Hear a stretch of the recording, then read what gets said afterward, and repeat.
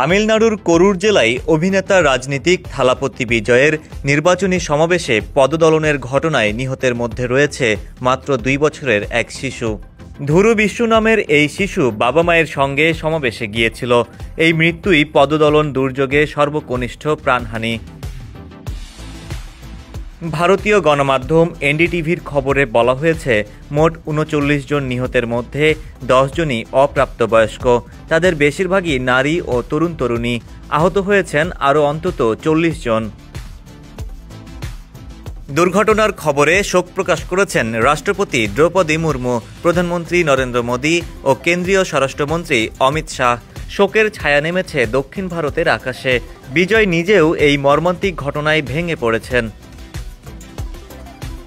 সামাজিক যোগাযোগ মাধ্যম এক্সে তিনি লিখেছেন, এটি এমন এক যন্ত্রণা যা ভাষায় প্রকাশ করা যায় না। প্রাণ হারানো প্রিয় ভাই বোনদের পরিবারের প্রতি গভীর সমবেদনা জানাচ্ছি। হাসপাতালে চিকিৎসাধীনদের দ্রুত আরোগ্য কামনা করছি। শুধু শোক প্রকাশে থেমে থাকেননি এই তারকা। নিহতদের পরিবার প্রতি 20 লাখ রুপি এবং আহতদের জন্য 2 লাখ টাকা আর্থিক সহায়তা ঘোষণা করেছেন বিজয়। সামাজিক যোগাযোগ মাধ্যমে তিনি লিখেছেন, আমার হৃদয়ের যন্ত্রণাকে ভাষায় প্রকাশ করা অসম্ভব। এই ক্ষতি অপূরণীয়, তবে পরিবারের একজন সদস্য হিসেবে আমি আপনাদের পাশে আছি।